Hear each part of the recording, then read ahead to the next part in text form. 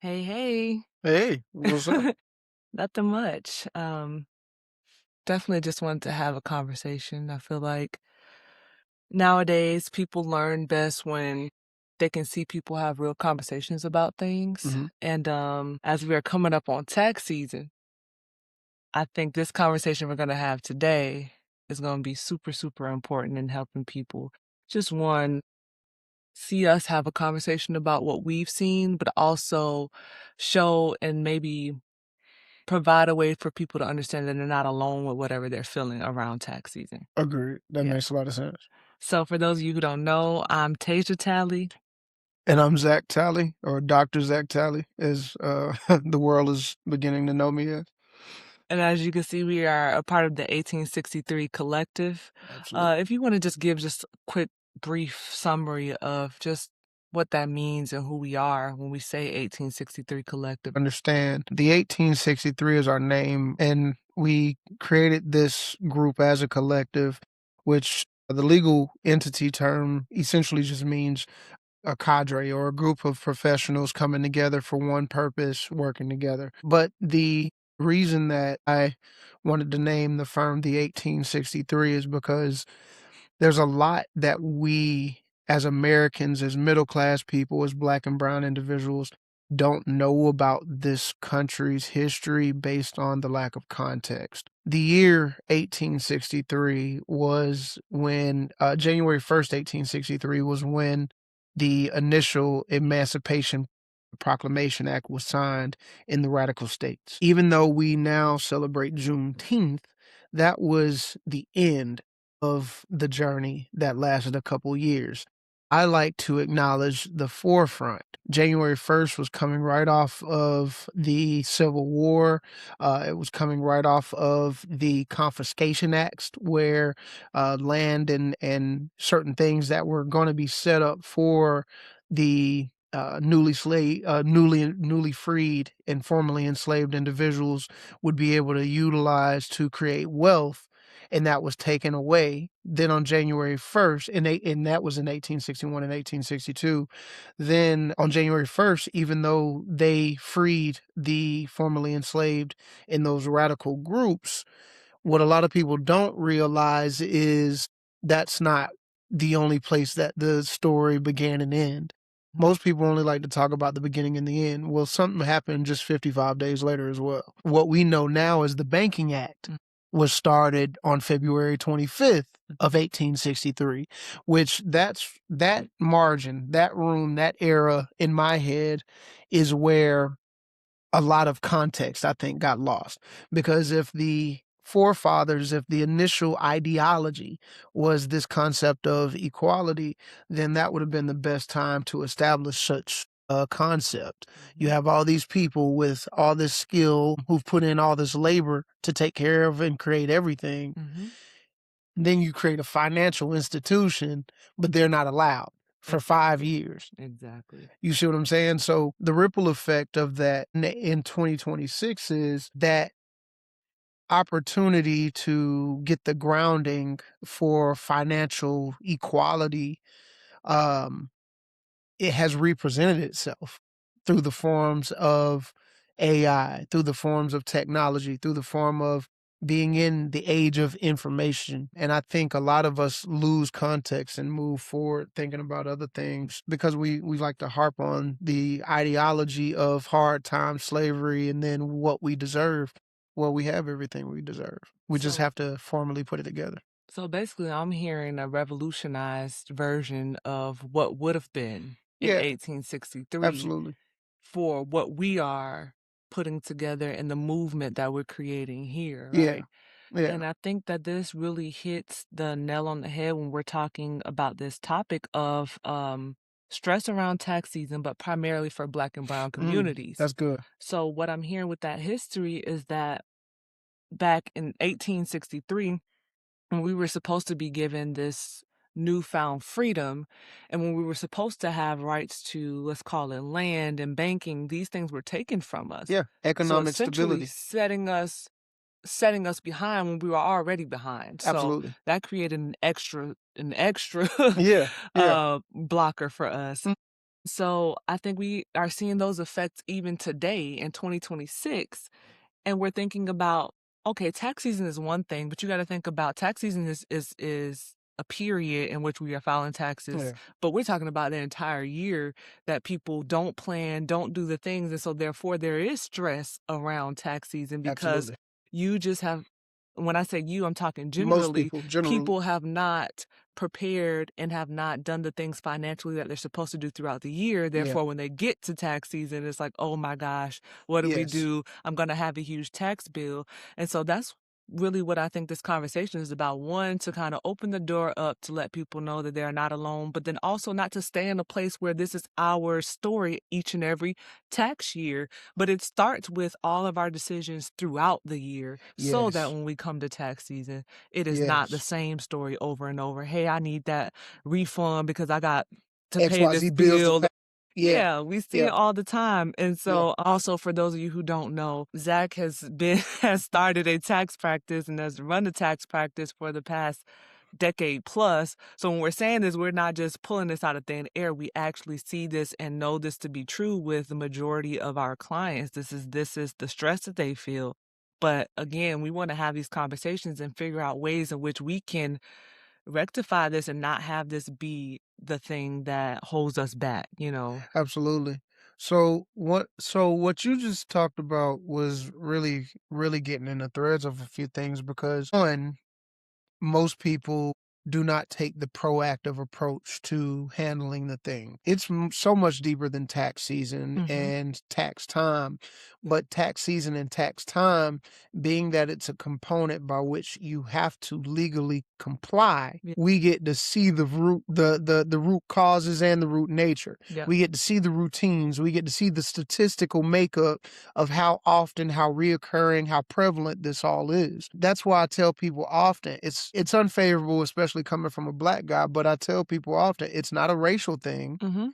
and it is also no longer a matter of it being a situation by which we can hang our hats on the past Right. because the information and the ability is out there. The thing is, most of us have it in our human nature to avoid the thing that we are the most fearful of. Of And course. when situations and subjects like finance have already been so taboo because of things that have happened historically, because of lack of literacy around the subject matter, then it turns into this thing where it just having to confront it creates its own anxiety. Yes, yes, and I really, really wanna dive on that part Yeah, because I think that and not to harp on, like, the inequality that we as Black and brown communities face because, again, that could be used one or 2 ways. It could be used as a crutch to say, "Hey, this is the excuse as to why I don't have my finances in order," or you could say, "Well, that's been our history in the past, but we have the ability, much to your point, with all of the access and things like that, to do better." And so absolutely. I was gonna say, like, how do you think it plays into that financial stress around tax season and the inequalities we've faced in our history? I see a direct correlation, right? Yeah, yeah, yeah. We're kinda brought up in this Sus- trauma-filled around finances in our yeah, households, and so that I kinda feel like that leads us right into our adulthood where you know, if your mother or your father passed down this financial trauma to you, you then do the same things. yeah. So what are your thoughts on how those correlate together? I mean, it's exactly what you said. We're all handed traditions and Mhm. habits and resources or tools that most of the time we don't have proper context on, and the Mhm. people who gave them to us, in most cases, don't have proper Mhm. context of them. Mhm. Not to mention, you're also talking about a world where things are constantly evolving. So, what could have been true and prevalent and realistic 30 years ago may very well be extremely different today. Yeah. If somebody, for instance, the let's take for account the iPhone. Mhm. When it first came out, Androids did not exist and Blackberries were the hottest phone. Mhm. Now, here we are 15, 20 years later. And not only is BlackBerry no longer relevant, but Apple has now taken over the market to a point where people judge you if you got an Android. It's Yeah. goofy, even Yeah. though they have a better product in a lot of cases. Mhm. So and the reason I bring that up is because the psychology of the constant change of the world, Mhm. yet tradition often conflict. Yeah. The reality is, I can have this thing and it be the most relevant or Mhm. truest as of right now, but as the world shifts, Mhm. everything around the environment shifts. So that BlackBerry, which was the most powerful phone, if you were running a business, you had to have it. Mhm. Try to use that device now. Good luck. So you're saying that the traditions from the past, from our families, the traumas, they no longer work. They no longer are what we should be carrying Agreed. 15, 20, 30 years Agreed. because things were different then. Yes. Yes. You have to, that's where two things have to happen. One, we have to use our own discernment to understand what serves us still and what doesn't. Exactly. And then the second part is we have to get comfortable with the ideology of what we like to consider cognitive resonance, which Mhm. I'm sorry, cognitive dissonance, Difference, yeah. which means I have to put myself in the uncomfortable situation to learn the uncomfortable thing, Mhm. because that period of discomfort is what allows me to evolve into the creature that's going to know what to do in this new season, even though I may still have components of the old tradition or the old ideology in this. I have to figure out what to keep and what to get rid of to take on new. And a Mhm. lot of us, we find comfort in tradition. So it's easier conceptually Mhm. to complain about the thing, to talk about the thing, to get upset about the thing, and to make an excuse for why the thing won't work for us, Mhm. as opposed to learning more about the thing so that you know what to do or how to control yourself in those situations. Most people aren't going to do that. That's the Mhm. uncommon thing. Absolutely. And so I would love to talk a little bit more about that discomfort that you're talking about because to me, that looks like taking accountability. That's Absolutely. very uncomfortable for a lot of people, but Yeah. that is the very thing that will take us to the next level when Yeah. we are talking about these traditions and things that we need to leave in the past.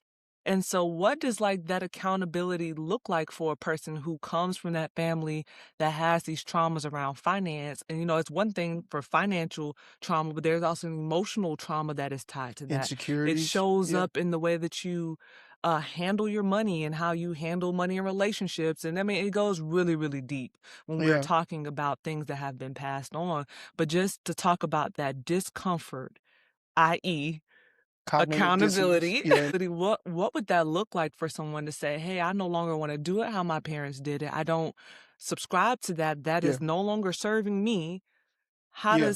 does somebody go or navigate that uncomfortable situation so that they can thrive? What does that look like? So I have my own beliefs and methodology behind this. Some people will agree, others, may have their own, but I look at everything in life kind of through the framework of my own liberation methodology.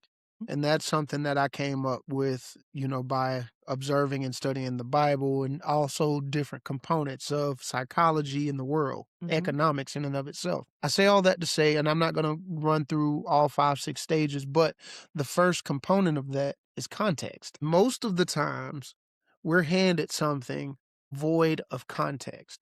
So mhm, it's handed off or left up to us to figure out how to use whatever we're given. My whole ideology is, one, if you're a person of faith, you need to be in alignment. But let's 100%. just say you're not too sure about faith, because there are a lot of people with a lot of church hurt. There are a lot of people who go around and it's faith that's actually it's the lack of faith, but the teaching of religion that is in a lot of Mm, cases put certain people in more bondage minded mind spaces because their teaching may not have been proper. mhm, That all being said, it still goes back to context. yeah, The only way to truly get context is through education, through understanding the scenario, to understanding the component by which is creating the confusion, the anxiety, whatever the case may be. If mm, you ask anybody who's been in any area of the military what the best way of winning a war is, they're going to tell you you need to know your Are your component. enemy. Ask an athlete Mhm. how much of their time they use studying the adversary or the people that they're going to go up against. As a football player, how often his videos are not only watching his own footwork, but also observing and really getting to know the person they're lining up against. It's all the same thing. Mm, We need context. So the more you get to know the thing you're trying to avoid, the more likely exactly. you are to overcome and even dominate it. Exactly, And 'cause it's so like, how so to can you answer your defeat the thing that you don't know anything about? exactly, and Yeah, being scared and yeah, running from it or relying on other people to handle it change for you everything. won't help you at all. It makes you more dependent, Yeah, and then it gives you this false sense of comfort where you think, "Oh, well, they're gonna handle it for me." mm, We're all humans. You still need to know the thing. Don't you wanna be a good client? exactly, So exactly. to answer your question simply, we have to educate ourselves. We Yeah, have to allow ourselves to go through those uncomfortable moments so that we can grow in and through the discomfort.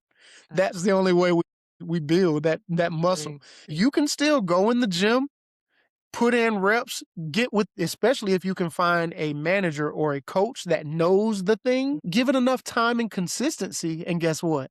All of a sudden you've broken the family curse. You're the That part, athlete. that part. So it's the same thing. You just have Like to understand where you're coming from. I agree. I agree. And even with that education piece, if we just even take it a step, past that or before that, I think even, and let me know your thoughts. I even think being real about your situation, right? Assessing exactly like where you are, confronting your bad habits, the trauma that you're facing, so that when you're educating yourself from a place of understanding where you're coming from. Yeah, Because not everyone is starting in the same place. that's Not true. everyone has the same trauma. So just wanted to add that in there too. If you're just talking about people that want to do better and are going to put themselves in a situation where they are uncomfortable so that they can grow.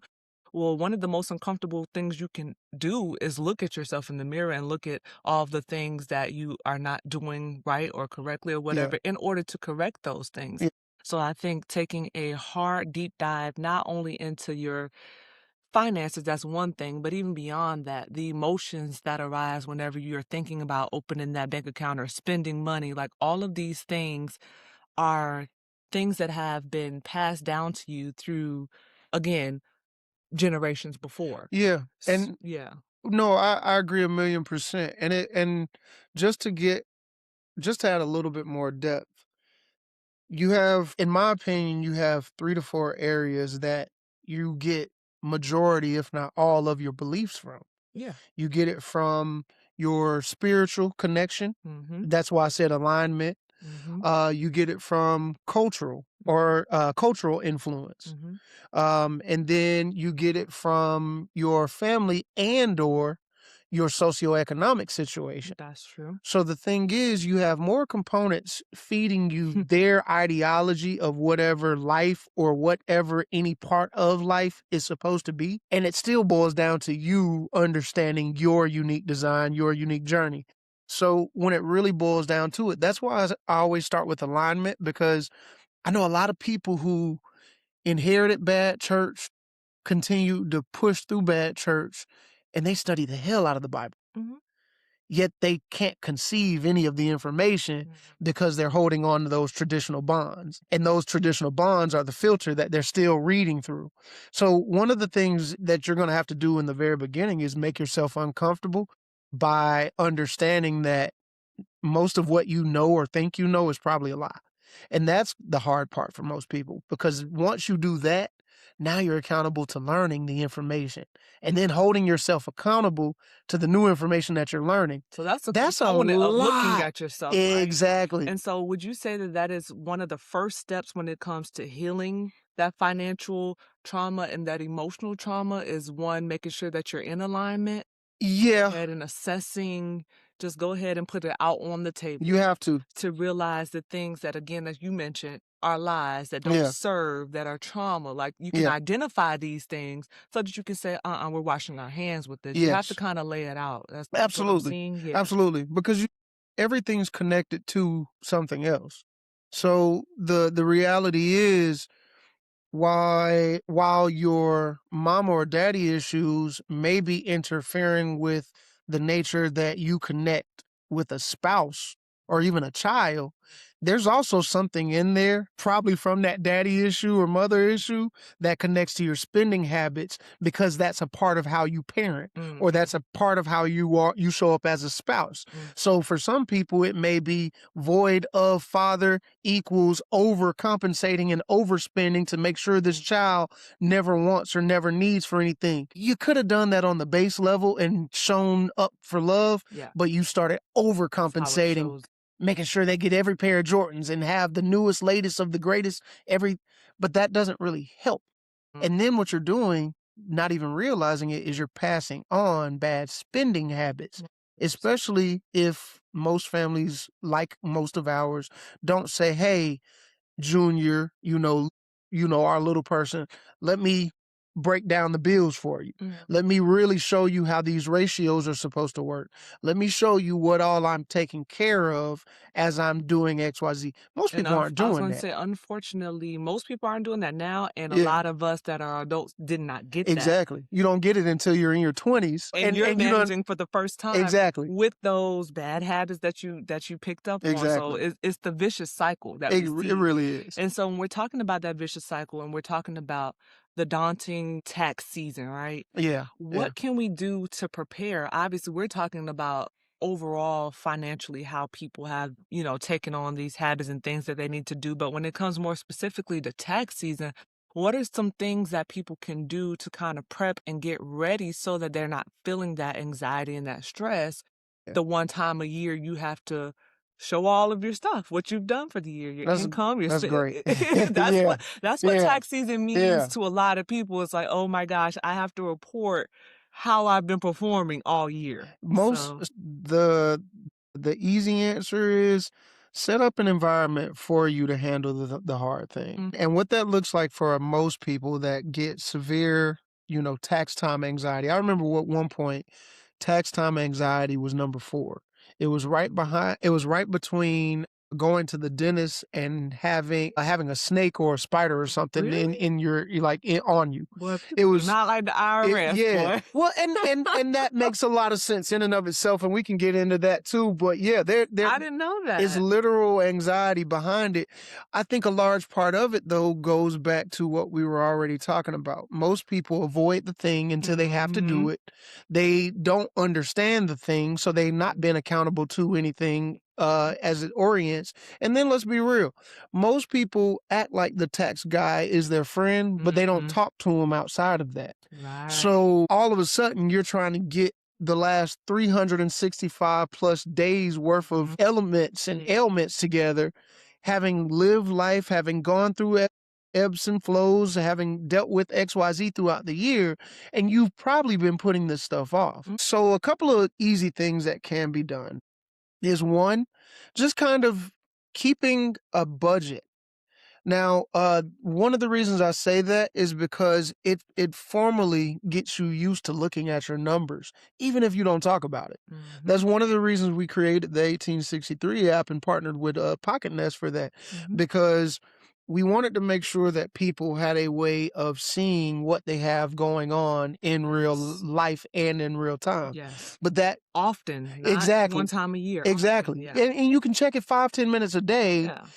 but we also wanted to support that with the ability to hold yourself accountable to certain things that you say you want based Mhm. on your budget. So if you have a goal of buying a boat or a house or retiring, all through the app, you can do that and don't have to talk to anybody. It's a Mhm. quick 5 to 10 minute check in, do the exercises, read the information. Now you've been held accountable, you know your numbers, and you're educated on something you didn't have.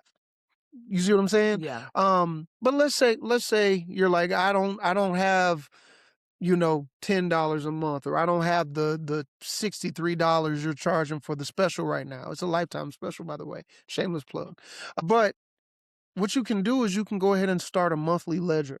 Create Mhm. maybe on the last XYZ day of the week, choose whichever one ends in DAY, Mhm. and then you can Make that a regular monthly thing where you sit down and you look through all your bank account statements. You Mhm. look through all of the things so that you can understand how much money did I really bring in and where did it go? Because those big hurdle most people deal with isn't the fact that they have to file and report.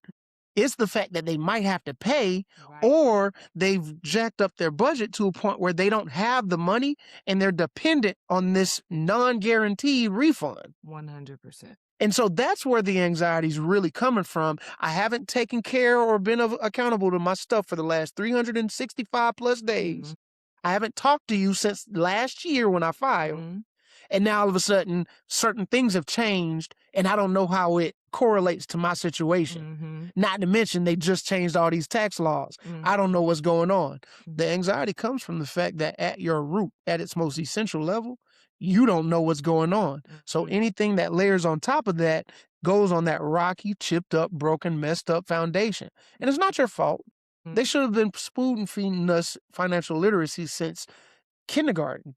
Money is the one thing that we all, as productive citizens of this country, have to deal with. Yeah. So it should have been spoon fed us over time to the point where when you graduate high school, you at least understand budgeting, taxes, and paying bills and managing credit. And we could Like sing those are the that main until we're things. blue in the face what the system should do, but Yeah. obviously It ain't, we are working in a system that is broken, right? yeah, This is on for purpose. everyone. This is not just for Black and brown It's communities. broken The on system is purpose. broken on purpose. And so therefore I'm hearing a lot of accountability has to be is our responsibility. The accountability is Absolutely. our responsibility. So I'm hearing education, Yeah. getting the tools and resources that can help you not only educate but also organize. And So take action. i.e. the 1863 app to help Yeah. you stay on top of your finances, setting aside time, not once a year, but often regularly to check in on your finances and Exactly. At least see, quarterly. yeah, at least quarterly to figure out where things are going and how money is being spent so that you can make adjustments. Because you also not only have to look at it and create these things, you also got to make the plan and work the plan. You Yeah. have to do the things.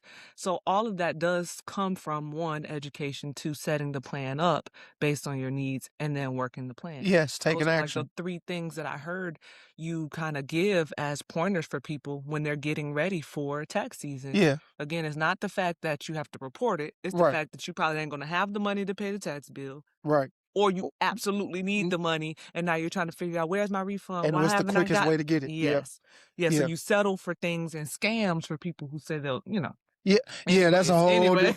well, and what I will say because you're right, Mhm. I will say this, and this is a moment of self accountability and Mm. awareness. I worked with thousands of people over almost 2 decades, Mm. and I didn't realize how differently as a service provider I needed to move in order to help the people help themselves.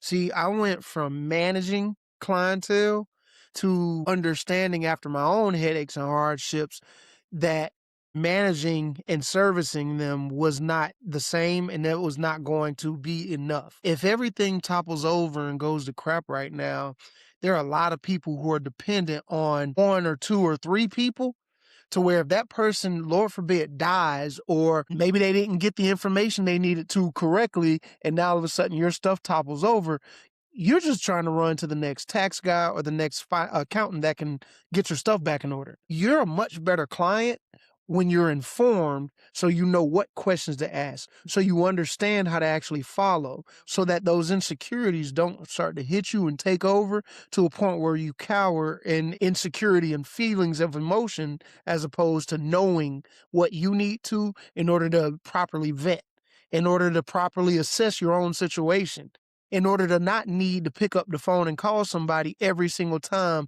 your financial situation takes a small, slight shift because it's going to cost you one way or the other. Mhm. So it's going to cost you financially or it's going to cost you a little bit of time, energy, and effort. Mhm. Either which way, you need to learn how to balance both.